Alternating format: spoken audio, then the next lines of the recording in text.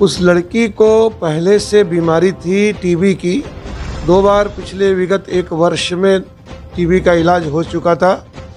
उसका फेफड़ा बिल्कुल ही ख़त्म हो चुका था।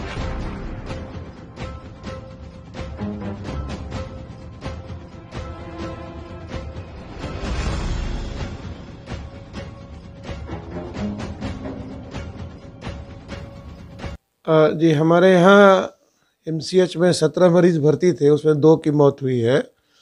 लेकिन मैं आपको ये बताऊं कि ये दोनों का सीधा समन्वय मैं कोविड से नहीं जोड़ूंगा, क्योंकि एक बच्ची है 16 साल की जो डुबरामा गांव अमरपुर प्रखंड आता है, बांका क्षेत्र में, बांका जिले का है ये। उस लड़की को पहले से बीमारी थी टीबी की।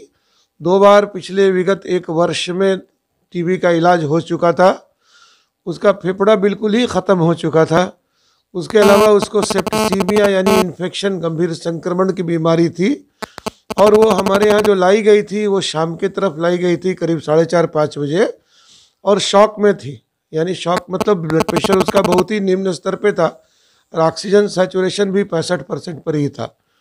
तो ऐसी गंभीर अवस्था में उसको भर्ती किया गया था।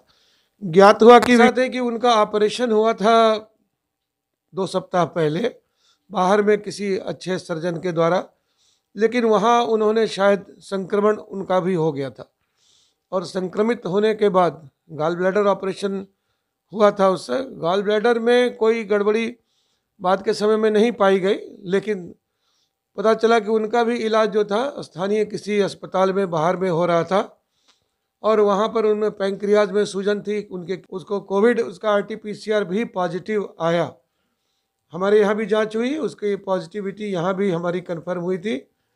और उसके बाद भी इस सेप्टिसीमिया की लड़ाई में मरीज़ को हम लोग साफ नहीं निकाल सके अच्छे से, और उसकी भी मौत हो गई थी।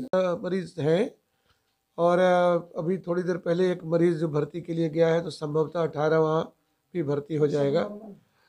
करीब नॉर्मल है। उसमें 3 व्यक्ति जो है उनके ऑक्सीजन सैचुरेशन जो है 85% के नीचे है। बाकी का oxygen saturation without oxygen support 90+ चल। भागलपुर जिले में कोरोना मरीजों की संख्या में लगातार बढ़ोतरी देखी जा रही है। कल भी जिले में 169 संक्रमण के मामले सामने आए थे, जिसमें से 100 के करीब ग्रामीण क्षेत्र के मरीज हैं। कल डिप्टी मेयर राजेश वर्मा भी कोविड पॉजिटिव पाए गए हैं। वहीं मायागंज अस्पताल में 2 की मौत पहली बार इस तीसरी लहर में कोरोना से हुई है, जिसमें एक बांका की नाबालिग और बूढ़ानाथ की एक वृद्धा शामिल है। बता दें कि जिले में जिस तरह से संक्रमण बढ़ रहा है, ऐसे में अगर एहतियात नहीं बरती गई तो भयावह स्थिति देखने को मिलेगी। Ashwini Kumar, big news, Bhagalpur.